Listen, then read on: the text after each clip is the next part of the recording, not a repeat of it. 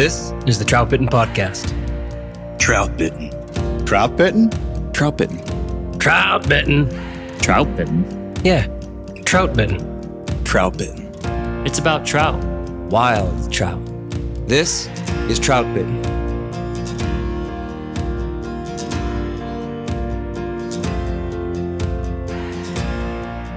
This is the Troutbitten podcast. Thanks for tuning in.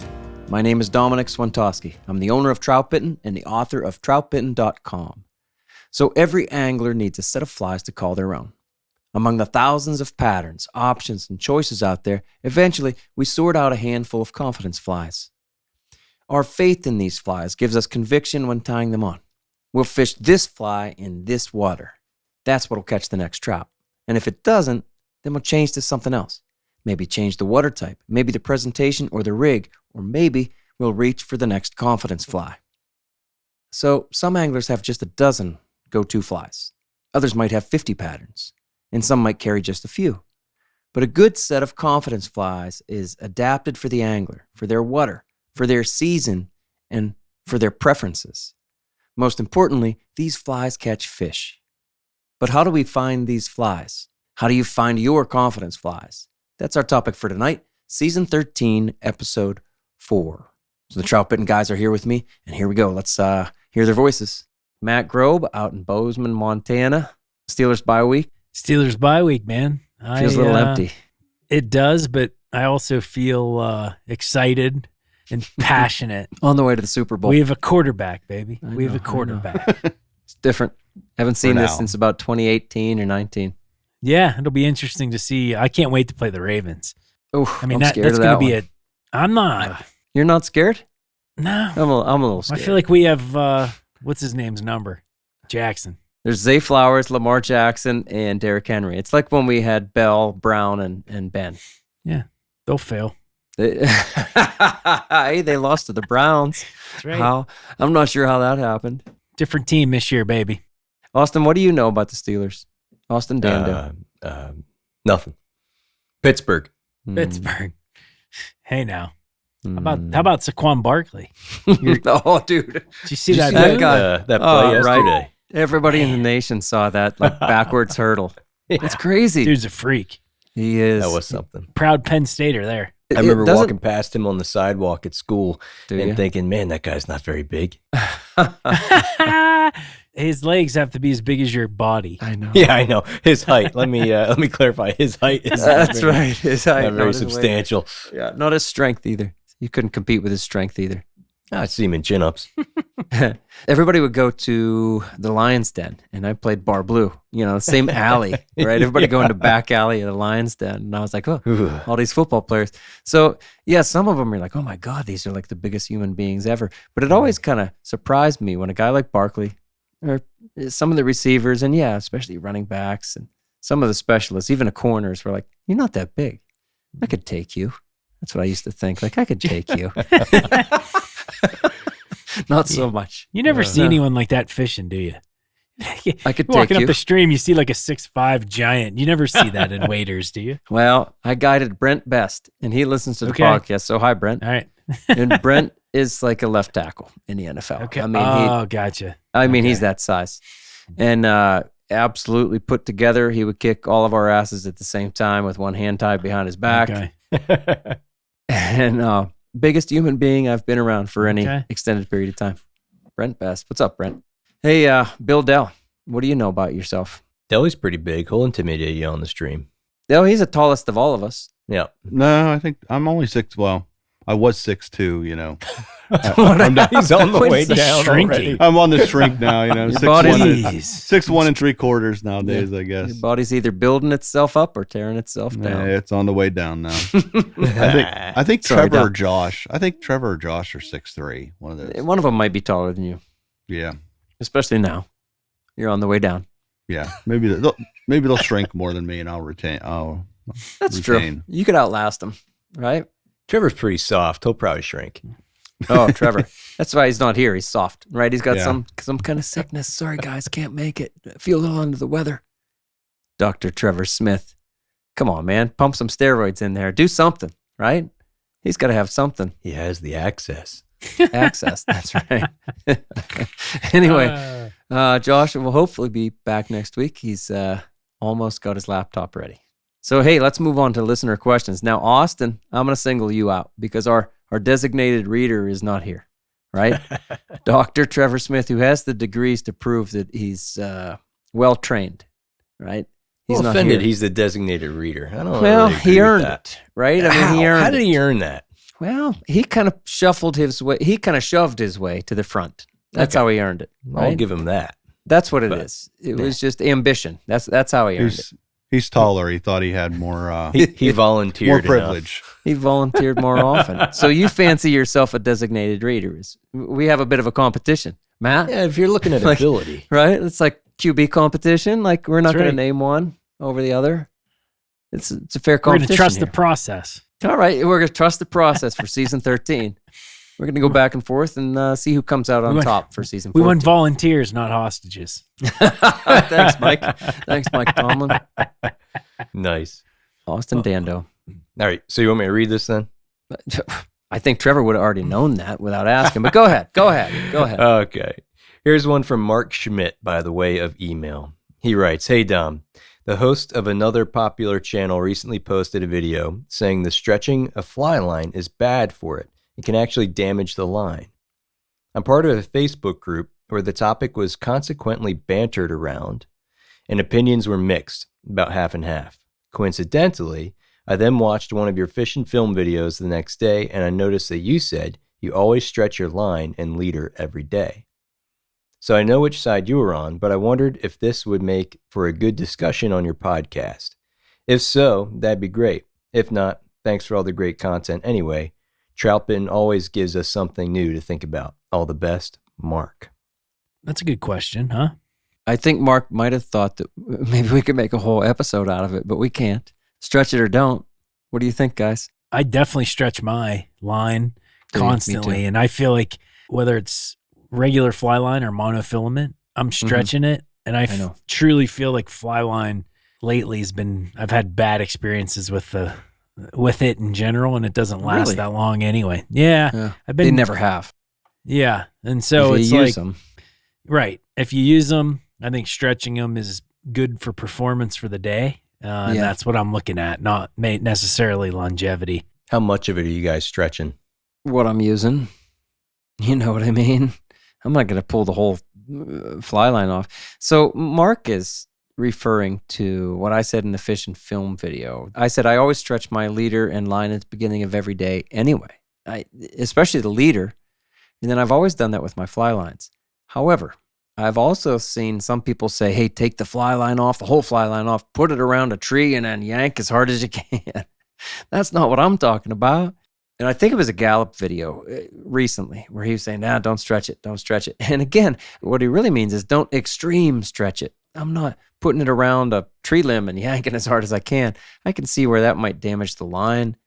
But why does anyone want to fish with a coiled up line? That's all I'm talking about. Like whether it's the line or the leader, I don't want it to be coiled. So I'm going to take that coil out because then, well, I'm in more control of things. Yeah, I agree. I think especially, if you're not going to stretch your fly line, I don't see a good argument for not stretching your leader at least because you're not damaging the strength of that leader by just giving it a slight stretch to the point where it takes some of that elasticity and takes the coils out.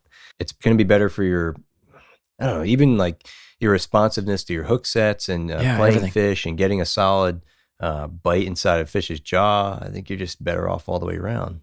Same. Do you still boil it? Does anyone boil their stuff? No. No. I'm glad you brought that up. You're talking about like that was the thing in the tight line Oh, community. that was Maybe a it thing still in the is. Troutbitten right? community at one point. I was The hen- always remember the against it. camo, the hens Right. camos, Yeah. camus or whatever. You gave me one of those, Matt. Yeah, Yeah. I boiled Yeah. the crap out of this. Yeah, I don't like that. It makes it gummy and soft. And then soft means it's not powerful. Soft means it's not stiff. Stiffness equals power. And here I am again talking about power in a leader. I've never been a boy. Well, I did it, right? I did it. I tried it, didn't like it. Probably tried it 2 or 3 times since. Like, what am I missing? Because other people like this. I know what I'm missing. I'm missing a soft leader. I don't want a soft leader. I'm not right or wrong, maybe, but I know what I like. And I want a stiff, powerful leader. I'm not boiling it. I've done it. Don't like it. Gummy. You should boil your fly lines, Deli. Just boil all your fly lines for like 30, maybe 90 minutes. Just boil them. Okay. I'll do that this week when I'm bored. I guess for me, it depends on the line. Fly line. Yeah. So there's fly lines that are rated for warmer weather. There's fly lines that are rated for colder weather. And so it might depend on where you're fishing. Good point. And the type of fly line you're fishing also. Yeah. It could depend on how long it's been since you fished last, or how long that line's been on it. Like if you fish every 6 months and that fly line stays on there, you probably need to stretch it, versus if you fish every day, maybe it's not as bad. Maybe it's not as big of a deal. Yep. I feel like the sinking lines, the really heavy ones, I don't feel like I stretch them very much. I know. Whatever that material is to use to weight it doesn't seem to cause it to coil as much. It's a tungsten powder. You know what I mean? Okay. It's like integrated into the line itself. It's a core thing too. Some lines. That's where I was headed next, was core. Right on. Most fly lines are braided core, which does not hold much of a coil. Some fly lines, rarely, but some fly lines are a monofilament core, and that's going to hold a coil. Yeah. Mono holds a coil. I think overall, I just go back to this. I am not going to abuse the fly line by stretching it as hard as I can, but I don't want to fish with a coil. Yeah. That's it. I think that's it, Mark. That's all we're saying, right? Do we cover that, guys? Yeah. Austin, can you read question number 2? Don't screw this up. Okay. Question number 2. This one comes from S. Carter through Instagram. S. This is That's a short first name. Okay. Hey now, Troutbitten. Hey now. I just finished listening to your Ethical Angler podcast. Well done. Thank you. However, yes. As you said towards the end, it was not what I expected. Oh, boy. You're right. You didn't touch base on many ethical points, such as how long to hold a trout out of the water, what is the temperature cutoff for fishing in the summer, going barbless, etc. Does your group have any plans to cover these bases in the future? Thank you for Troutbitten. I don't mean to sound critical. I just thought that maybe even a skill series could be in order for the ethics of angling. Deli, I see your eyes lighting up. So S. Carter, we've had our first podcast we ever did actually covers the temperature, holding the fish out of the water. So go back to season 1, episode 1. That'll cover it. I think we even had another one that specifically talked about water temperature. So and so I guess, I don't know, to a little bit of our defense, that's kind of why, I don't know, I guess I directed us in another direction. Maybe is because we've already covered a lot of those topics in the past. What I thought you were going for, Deli, you've actually talked about having a full kind of skills series or full season about ethics. Yeah. You're all about the ethics. I am, yes. So I think Deli wants to tell you how to do it. Well, I guess there's a lot of there's a lot of information out there teaching you how to fish, but there's not a lot of information out there to tell you how to interact with people and to do it ethically. No, but you bring up a good point too, and I totally get it that there are 1,500 resources out there now from Troutbitten. So S. Carter doesn't exactly know that, we did. Like you said, Bill, we talked about how to catch and safely release trout. We talked about the temperature, when's it too hot to fish for trout, and then maybe what to do.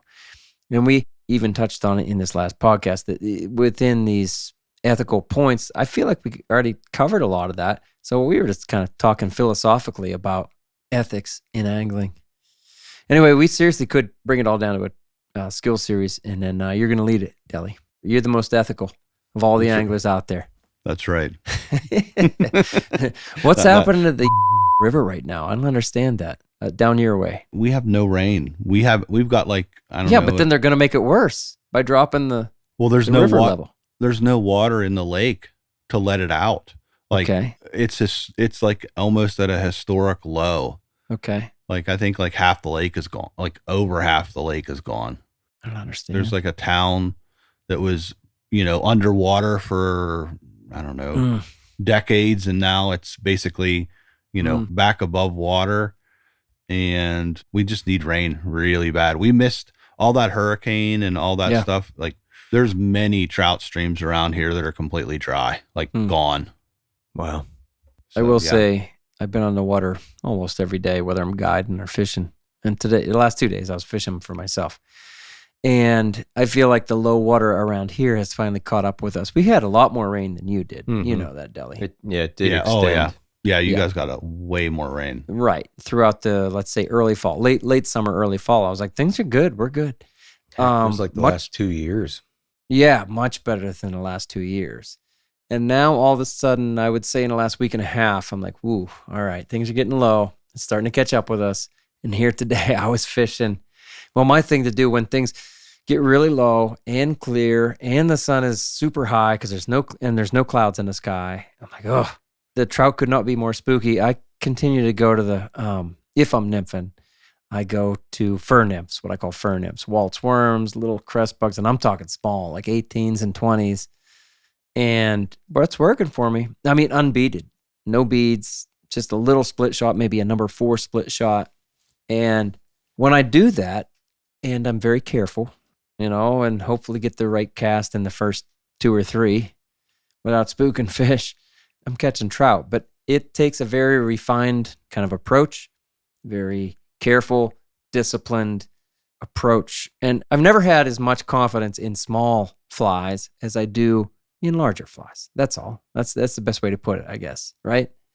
And I have a hard time, like, even understanding why they would take like 4 turns of fur onto a size 18 hook. How do they even see it? But they do, and they eat it, and there it is. And that's how I was catching fish today. We don't have any water, so I went and looked for birds. Who wants to move into our topic? Let's do it. For me, excellent polarized lenses are a critical piece of gear every day that I'm on the water. Tajima Direct has changed what I see in the river. Tajima Direct offers top-tier lens replacement services with the best polarized lens technology on the market. They offer both prescription and non-prescription lenses, so you can upgrade the lenses in your favorite frames with purpose-built lens tints that are specifically developed for fly fishing. Tajima's patented technology cuts glare and enhances clarity like no other lens that I've worn. I especially love their low light specific yellow-green 40 polarized lens, which is perfect for early mornings, late evenings, and the cloudy days that we all enjoy so much. Tajima Direct offers excellent service and the best lenses on the market, along with much better pricing than your local eye doctor can offer. Clear vision and more detail with less strain so you can see more fish. That's what Tajima Direct delivers. Visit tajima-direct.com. That's tajima-direct.com. Upgrade your lenses and see what you've been missing.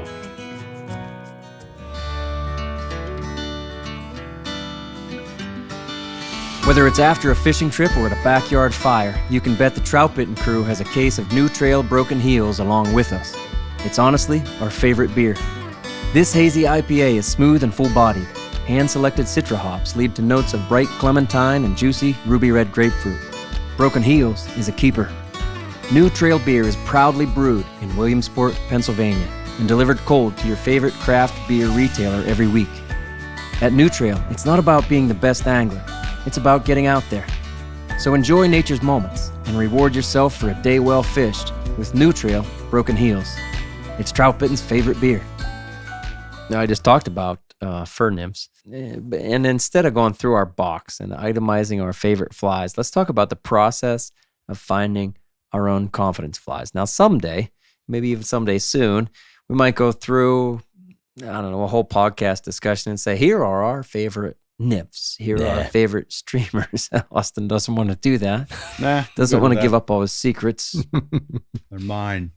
I don't think we have many secrets, to be quite honest, if we actually broke that down. But really, tonight, we're not trying to tell you about the patterns so specifically, although, I think we'll probably get into a couple patterns.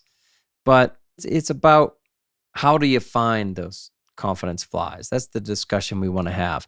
And this is a common refrain, right? Like in the industry, in the conversations you hear. You catch fish on flies that you have confidence in. Guys tell you that you got to find your handful of flies that work for you. I think that's great advice. because what works for me and these Pennsylvania waters may very well not be your best option for where you fish. Likewise, my confidence flies are similar, but probably, no, I'm sure, different from Deli's, for example, because he fishes nymphs and dries and streamers, everything, just a bit differently than I do, sometimes a lot differently.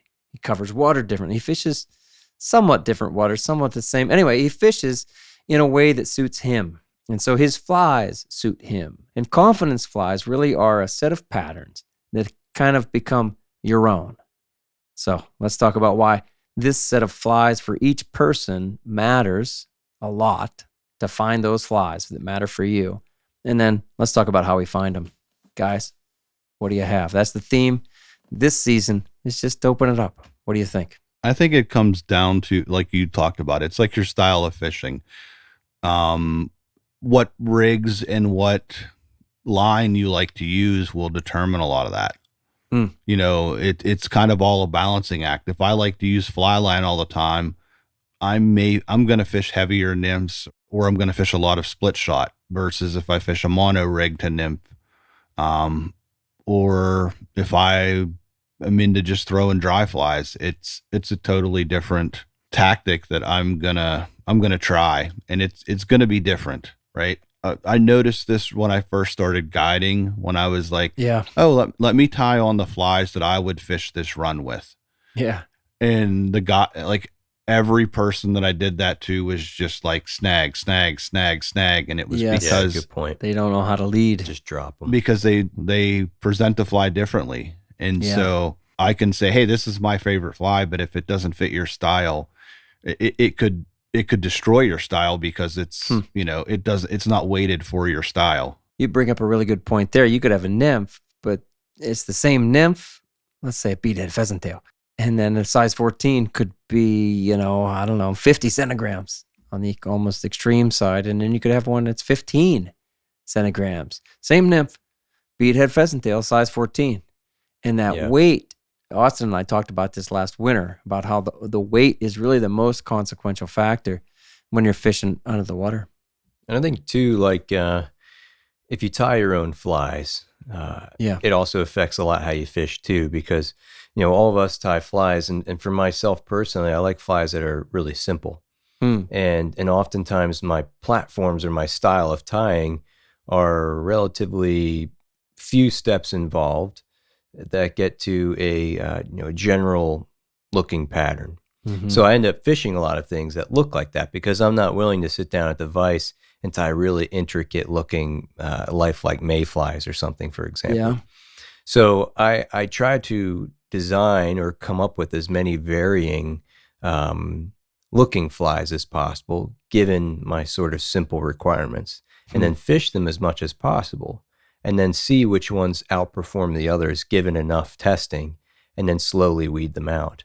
But just because of my prerequisite that they must not be complicated, not take much time at the vise, sort of limits how wide that selection can be sometimes. Sure.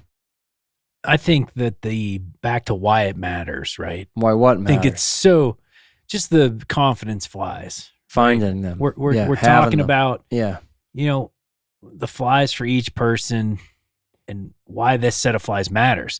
It's, to me, that's the whole game, is trying to figure out the set of flies that you can simplify your approach and execute during that particular season, and really work on technique, targeting fish, and that type of thing. A lot of guys get hung up on the whole fly selection. We've talked about it, right? There's a lot that goes into it. What fly were they hitting? Yeah, I mean, and what were you tying? What size hook? And that's a lot to absorb. But once you get to the point where you have these handful of patterns that you're really comfortable tying on. Why do we have them? We have them because we're, you're confident in them. They've proven they'll catch fish, and you can work on maybe some of the things that are a little bit more important, like reading the water and casting. And, I think that's a hump that we all have to get over, because that's a thing that, at certain stages of the game, even now, There's times where you're scratching your head. Am I using the right fly? Oh, sure. You know? And yet within the day, I'm always thinking, like, am I using the right, unless I'm bang, bang, bang, I'm always thinking, am I using the right fly? Am I in the right water type? Am I deep enough if I'm nymphing? There's 100 questions that I'm thinking, but one of them, Matt, is always like, maybe I should switch the fly. And maybe it's the weight, like Deli said, like maybe I should go heavier with that same number 14 pheasant tail. I'm always thinking that. And yet I like to keep my selection pretty sparse. Like you were saying too, Austin, I like to keep things simple. I like to keep my patterns simple. And I know that originally I did that because honestly, I didn't have the skill to tie a dry fly that had, 10 different parts in it. And I tied very simple dry flies when I could. And then same with streamers, and then eventually nymphs. And so I almost out of necessity kept things simple. Now that I guide, everybody says guide flies. There's only 2 or 3 materials. Good. And that's not anymore just because I don't want to put the time in at the vise. It's because I think that actually works better. I've said this here before. My theory on fly selection, my theory on flies is to attract the fish to the fly and then not turn them off with too many things. I think they're looking for reasons, especially wild brown trout, not to eat the fly. So I try to give them not too many reasons not to eat it. And that's a big deal to me. And so that's, Austin, like why I still keep things really simple. I could have somebody else tie my flies. I like to tie my own flies. I like to fish the flies that I tied with, but I could have somebody else tie them at this point. Heck, my sons could both of them could tie all the flies that I want. But I still tie my own. It doesn't take that long because most of them are fur on a hook, 2, 3, 4 materials, Yeah, right on. Simple stuff. For me, in my set of confidence flies, it started out with, I don't have the talent to get complicated, but now it's I still keep them simple because I think that's what works best. Most of my stuff is simple, but I have another set of flies that I'll call a tractor, or just like super bright and just ungodly to look at, because it seems like sometimes the fish like that. I fish probably more freestone streams than you guys, and so in the winter I feel like I need that drawing power because those streams are colder.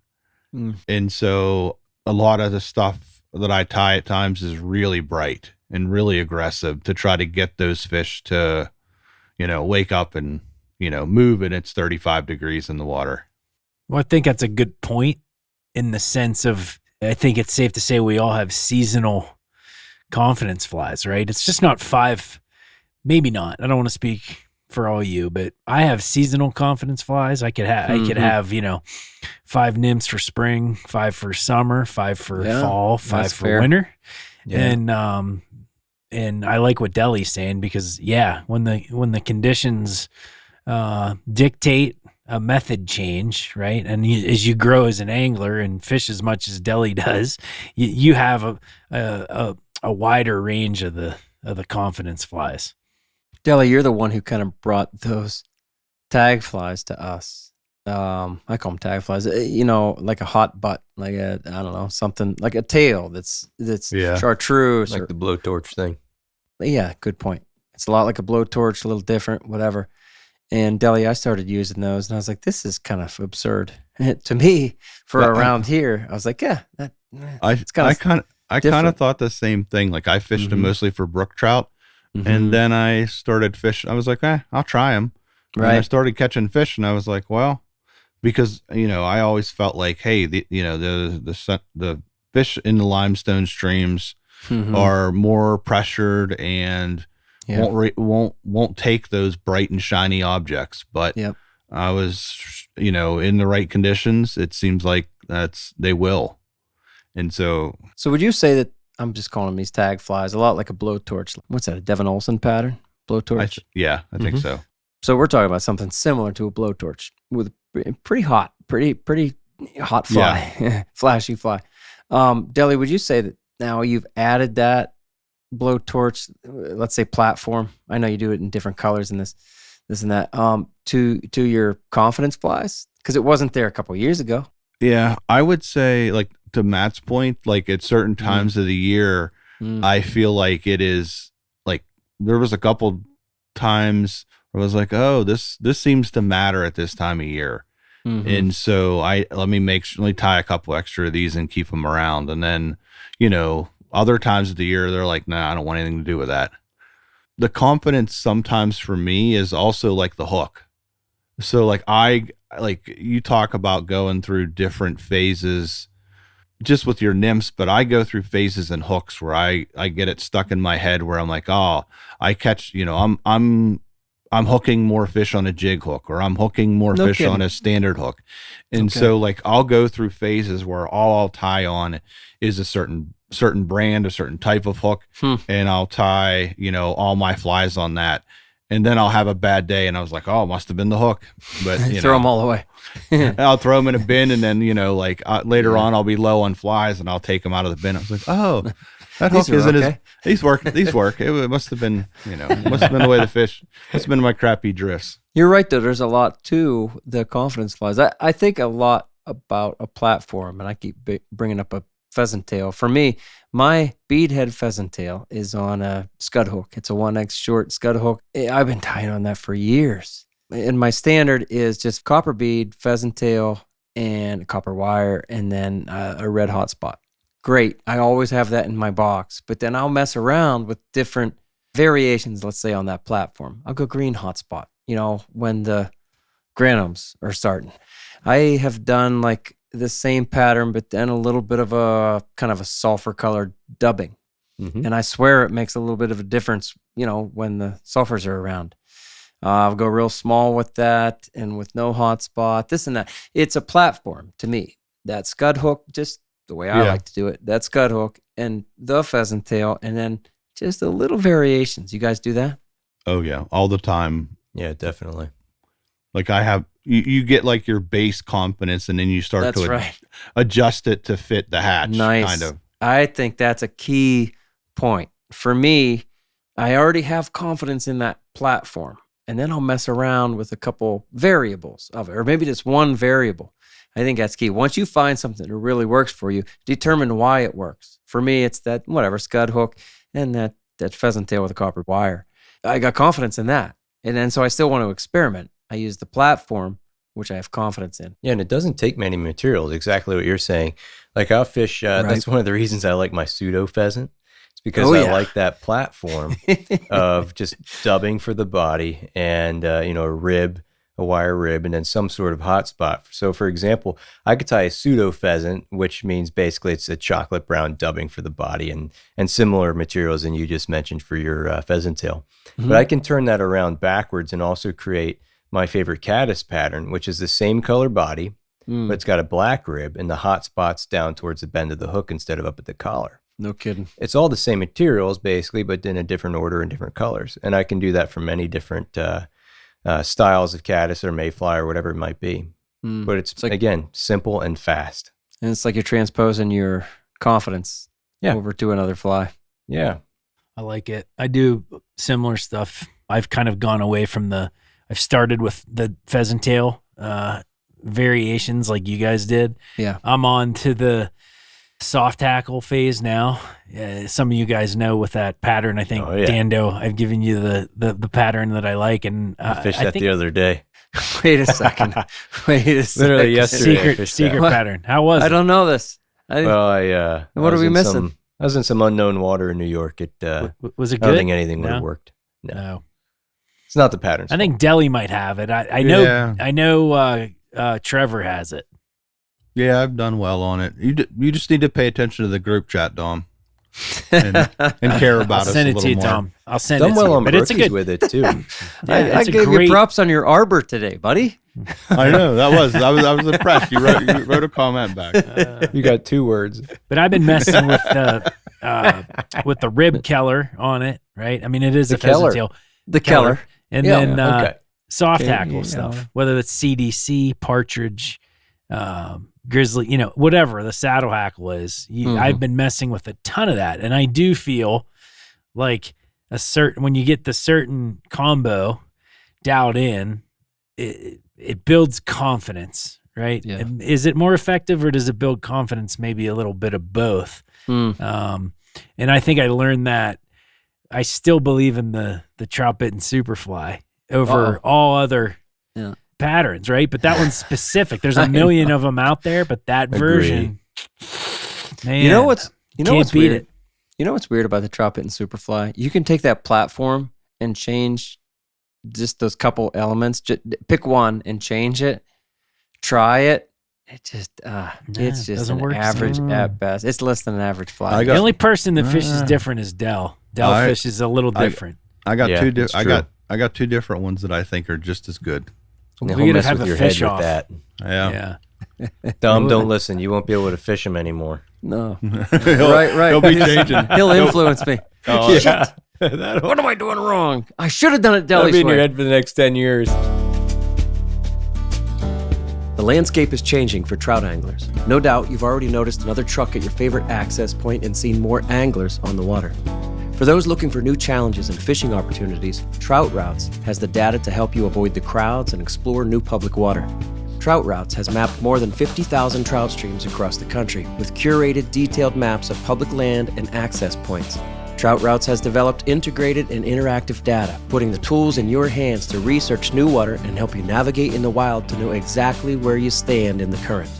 It's still up to you to find those deep pools and undercuts, but Trout Routes helps you get on the water, connecting you with resources like fly shops and stream gauges for trout water across the country.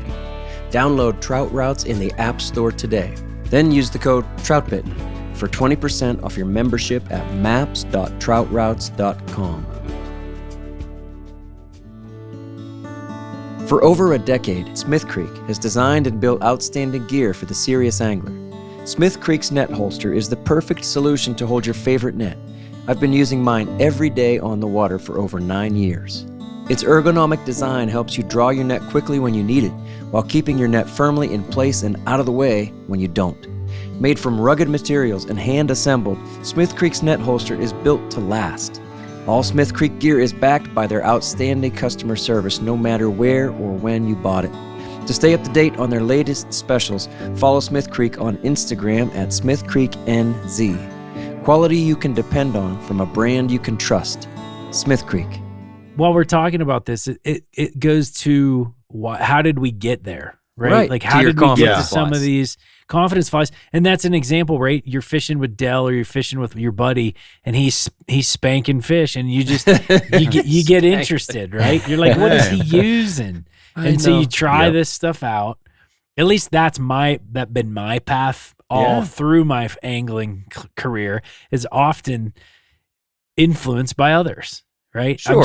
And then you kind of, take that and tweak it for your area. Like I would say that the base model of most of my confidence flies resemble the platform I left PA with, right? That's what I was going to ask. If you That's had to reset, same. if you had to reset your confidence flies in Montana, or the fish are just dumber out there and they'll eat anything. There's rainbows. Yeah. I didn't move. I mean, I would say they're pretty similar. The dry flies are different. I mean, that's That's fair. just a different game out here as far as how you're targeting. You know what I mean? There's a lot more stone flies and caddis and less mayflies. There's still mayflies. It's just not as prolific. And so dry fly wise, different. Nymph wise, very similar. What about streamers? Oh, you're not. Never mind. Oh wait, Don't talk that's about a waste. streamers. That's a waste of time. I want to catch more than like 10 fish. Hey, if you guys An had to hour.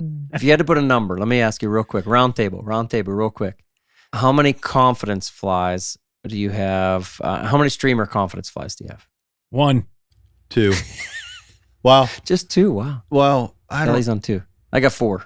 What I guess can it be the same pattern? I guess. Do you consider something with a different?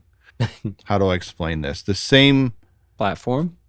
platform, different colors and different weights. Do you consider that each one of those a different fly? I mean, that's a Or fair is- question. I just wanted to ask a nice, quick question and get quick answers, but I can't get it. Can't win.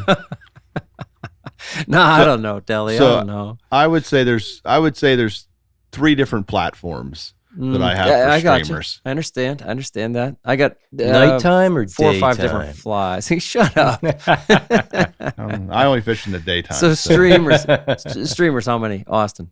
I'd say 4 also. And then Matt's on 1. So what about nymphs, everybody? I have about 7. of confidence flies. Okay. Just trying to get a gauge on what things are. I got 17. I did an article about it, and I didn't want to have 17. That seems like a ridiculous number, but I did. I had 17 because I couldn't leave anything behind. And again, we're talking about all year long. Fair enough. You can That's leave my the number. Rainbow Warrior behind. No, I needed it. It's a good change up. I'd say it doesn't. Fair enough. You're not that. I mean, that's not that far away from 17. Deli, you gonna complicate things? Like 8, maybe. Yeah, I believe you. I've seen you fish. Maybe 8. I've seen you fish. Sometimes, you know what I'm saying. Like Deli gets sometimes it done. 3. Sometimes 3. I don't know. Yeah, I hear you. Yep. He's like, no, I'm going to cover more water. The flies are fine. You know what I mean? I love that. Yeah, I'm probably Unleash the least. the power of the 6. Yeah, I just fish 6s. Right Yeah. on. It So works. last question. Well, we could do wets too, but let's skip wets and let's go to dries. How many dry fly confidence flies do you have? Just roundabout. 2 platforms. Nice. 5 or 6. Yeah, I got 4 platforms, as Deli's calling it platforms. Yeah, I'd say 4. I like that because, well, he's saying platforms. And for example, I got a parachute in light and dark, and I'll do that CDC comparadon in light and dark. I got other stuff. We're not here to exactly talk about the flies, but Yeah. I guess my point there, just first of all, I was curious. And also, those are pretty low numbers, right? None of us are carrying, 5 boxes of dry flies out there or 5 boxes of nymphs or 3 boxes of streamers. You don't need it. You sincerely do not need it. And I feel like I could take my confidence flies anywhere that I've ever fished. Now, I don't know. I haven't fished everywhere, right? So maybe the next place that I go, if I go across the country, maybe all of a sudden they wouldn't work. But I have confidence that they would. And that's the point of confidence flies. You ought to be able to take them anywhere and believe that they're going to work because they always have and they always will. And then, What flies worked best in Argentina? right?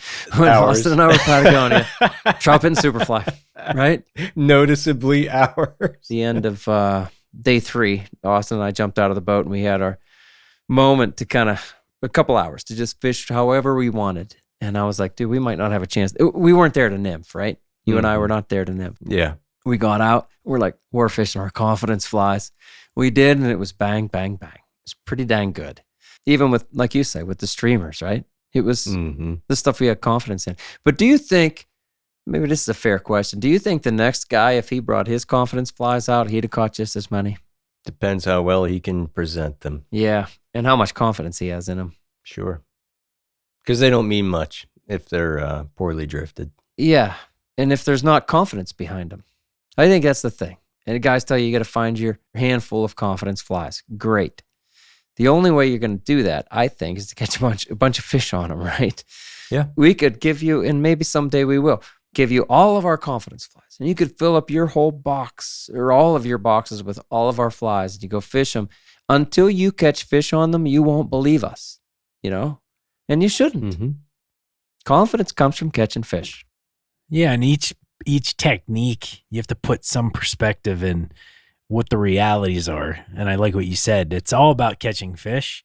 I know it's not all about catching fish, right? But we're talking about right now it is. It is all about catching fish in this situation. Exactly. And so if you're confidence fly, if you're confident streamer, right, you have to put that into perspective because chances are it's not going to outfish a nymph confidence fly year in and year out, right? So it's like you have to put a standard in there. Like you're not, I don't care who you are. I could fish one-on-one with Dell and he could pretend he's going to outfish me with streamers day in and day out. And you're just not going to do it. You're not going to catch that number of let's say a green weenie, right? Where you're banging 50, 60 fish on a good day when you're fishing 8 or 9 hours.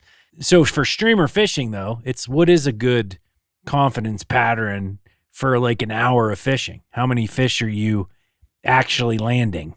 4. 4? I'd be happy. It's not the best day ever, but I'd be happy with like, and I'd say I that actually would brought be 4 to the slow net, for probably nymph. turned away 6 more. Yeah. Yeah, but that's slow for nymphing. I would consider it slow when it comes to nymphing.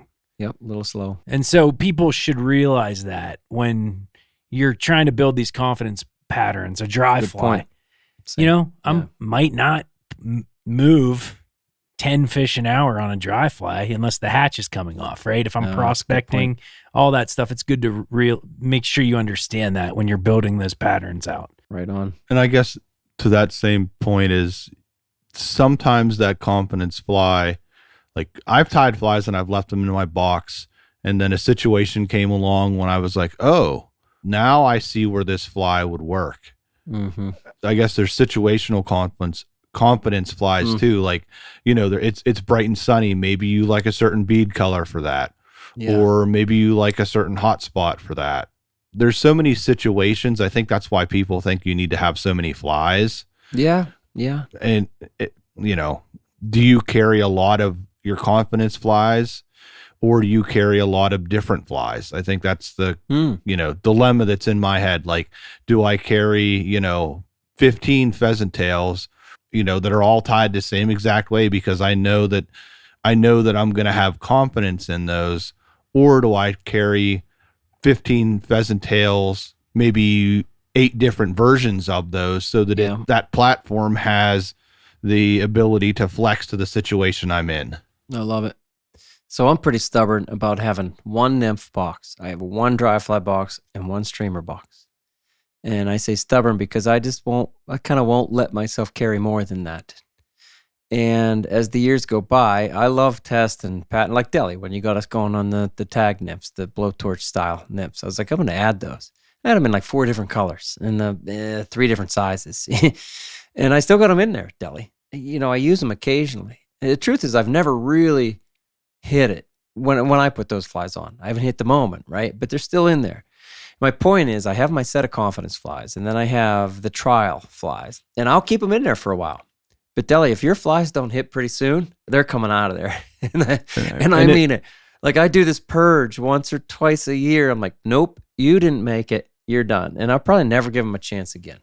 It's coming up, and it's usually he's defending his flies. Yeah, and it's I guess give him a chance. It depends on the rivers too. Like, there are like I would say the rivers that I fish, more often than you, I have more success on those. The rivers that I fish that you fish, I probably don't have as much success. And then I'm sure they have their time. Yeah. And so I think sometimes it is like, there are a few patterns that I know that just fish so much better on a specific river based on the insect population.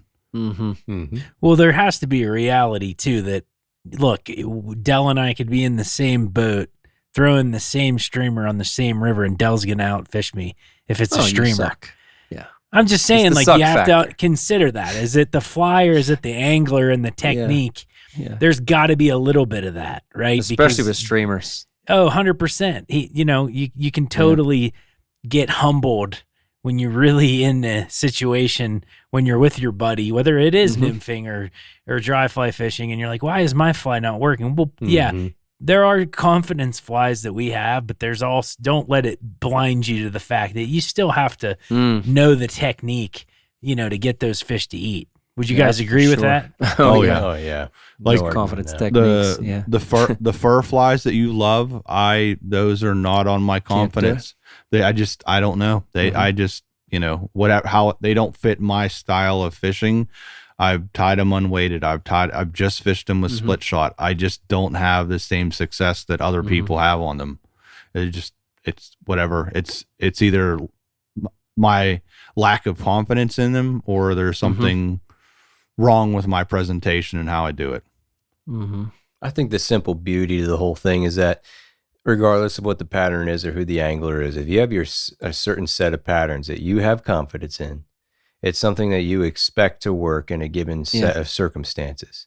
So when you have flies on the end of your line that you expect to work, it sort of takes out the excuse that it has to be about the flies. And it gives your brain and your attention more direct attention to the conditions in front of you. How is my drift? What's that riffle? What kind of bug life's going on? Is there much in the air? What's the flow? What was the temperature last night? All that stuff that really probably matters way more than what's on the end of your fly or what's on the end of your tippet or your leader. That gets subsided. I like that. Yeah.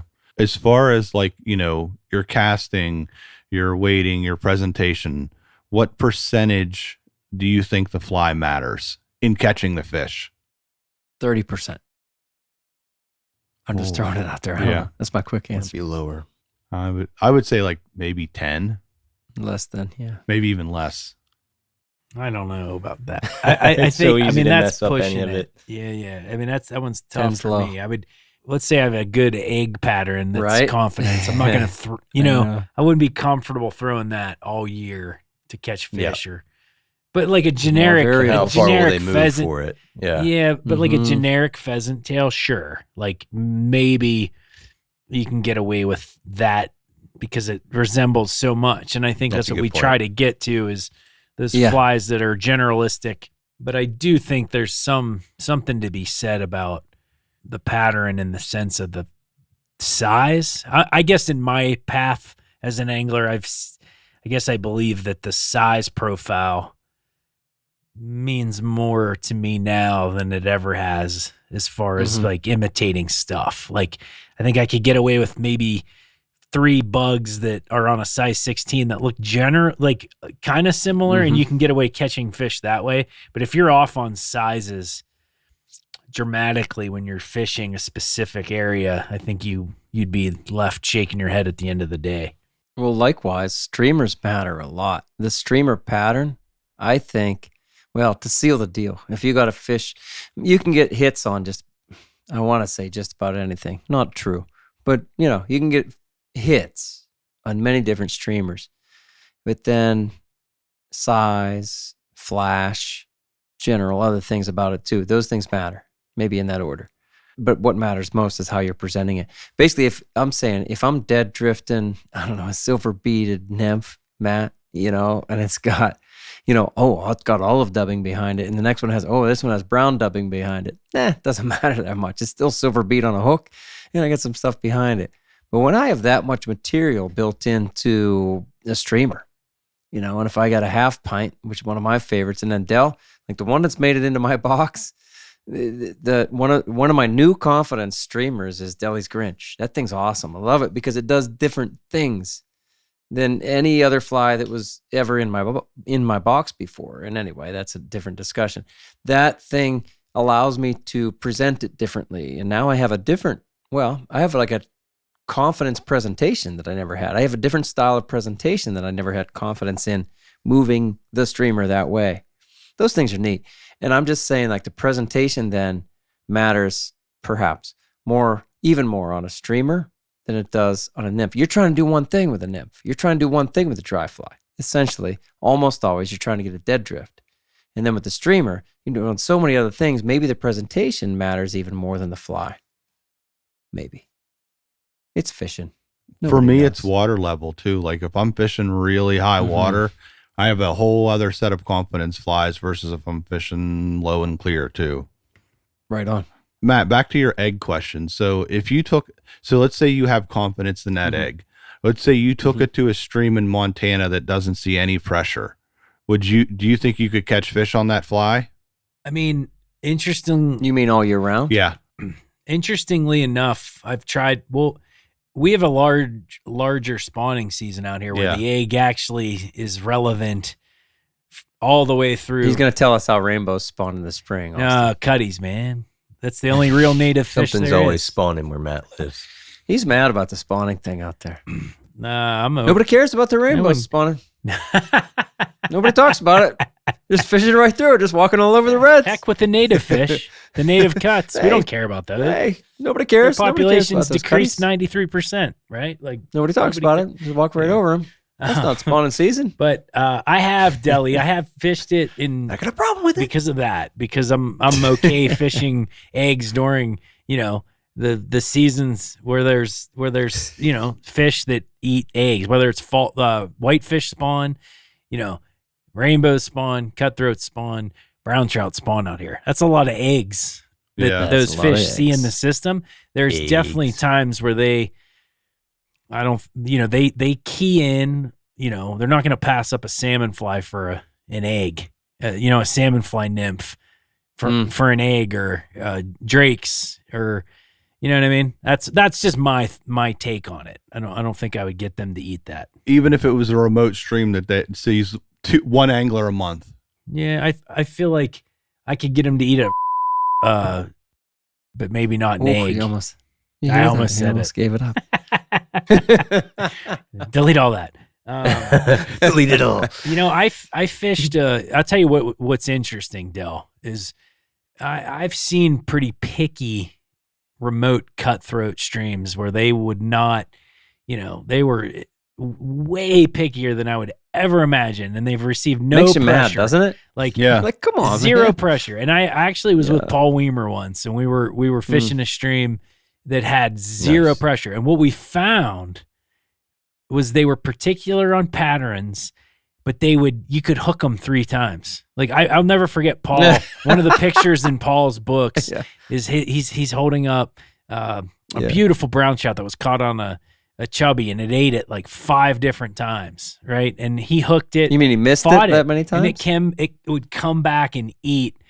Oh my gosh. Ferociously. So I've seen like stuff like that happen on unpressured streams, but always shocked at how picky they are. Must be nice. Yep. Must be nice living out there.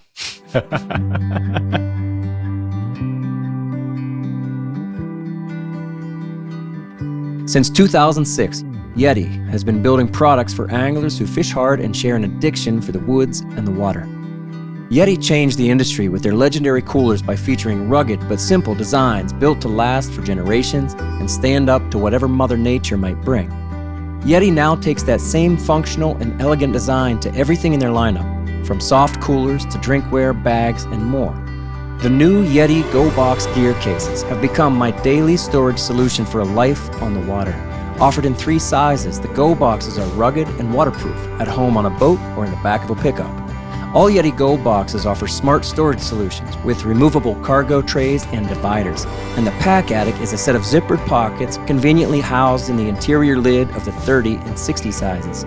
Lockable, light, and nearly indestructible. I use the 15 size Go Box for camera gear and the 30 size for organizing my reels, fly boxes, leaders, tippet, and everything else that keeps me fishing. The Yeti Loadout Go Boxes are the perfect angler's companion.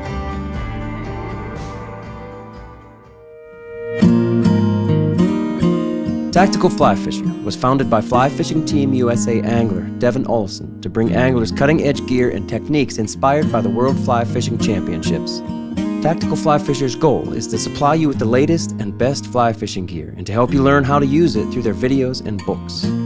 Whether you need flies, fly tying supplies, a new rod or reel, or any other fly fishing equipment, they've got you covered. Check them out at tacticalflyfisher.com and use the code TB15 to get 15% off one order, excluding rods, reels, waders, and boots.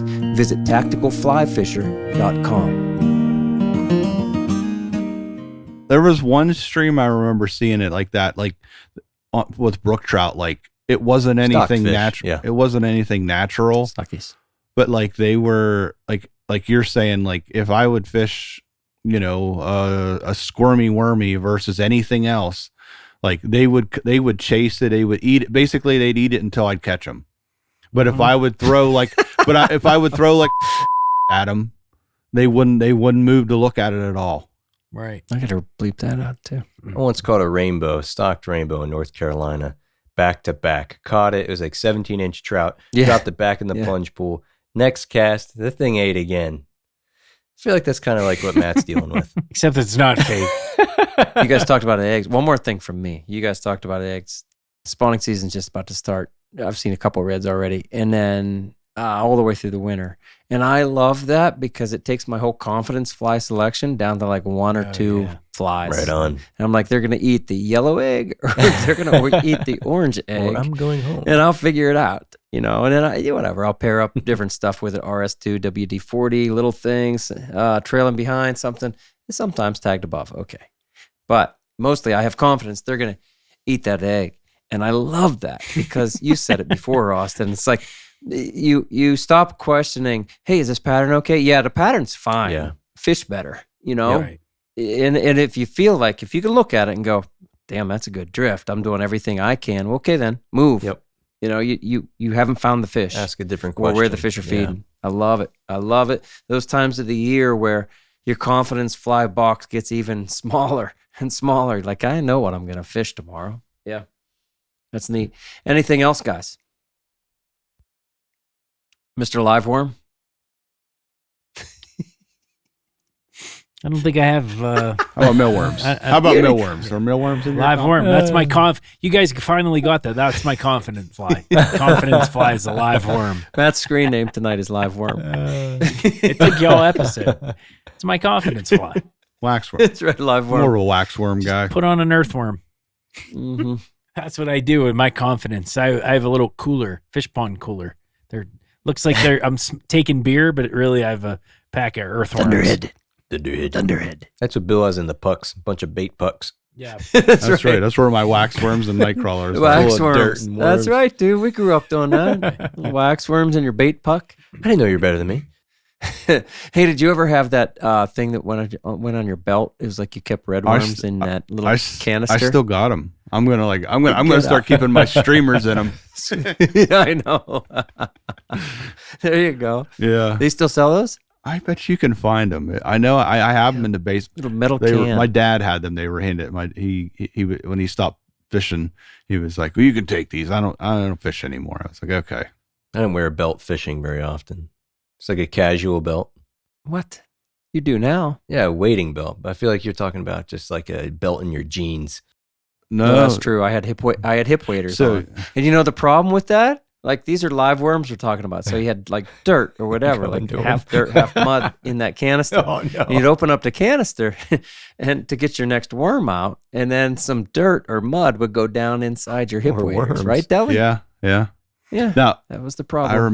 remember my dad's friend had like 4 of them, like 2 on either side, and I thought he was the coolest guy in the world. I Four-banger. was like, this guy's got 4 different bait containers on his belt. Yeah. On his belt, Wax worms, mealworms. Is there a difference? night crawlers, Red worms, night crawlers. maggots. Then I had my bottle, little mini Yeah, bottle. you could put that on your belt and just tie, drag it behind you and let it catch on a stick, and You got anything to wrap it up there, Austin? Or you want to read us out? I'll reach out. Hey, Austin Dando, read us out. All right. Don't screw this up. So remember, the Troutbitten Project is a free resource for all anglers. The Troutbitten website hosts over 1,500 articles, videos, and podcasts with endless stories, commentaries, tactics, tips, and more. Yeah. Find what you like through the top menu and through the search page. Navigate by way of the categories and tags too. Be sure to find the Troutbitten YouTube channel, now featuring the Troutbitten Tip Series, Fly Fishing the Mono Rig, and the Troutbitten Fly Box, all in collaboration with Wilds Media. Also, check out the fishing film videos and the new Riverside series, all featured on Troutbitten YouTube. Trevor would have done it better. Thank you for listening to the Troutbitten Podcast. Please give the show a 5-star rating on Apple Podcasts or Spotify and leave a comment, He's picking it up. because that really helps. Man, I miss Trevor. More energy. Until next time, friends, fish hard, enjoy the day, and find your life, Trevor, on the water.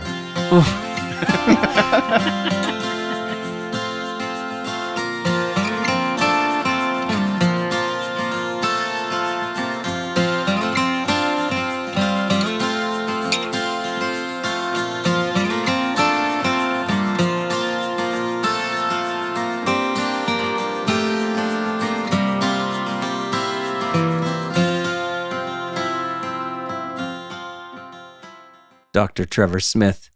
Come on, man. I'm on the shrink now. 6'1 3/4 nowadays, I guess. Let's say it beat at pheasant tail. I don't care who you are, 50 centigrams.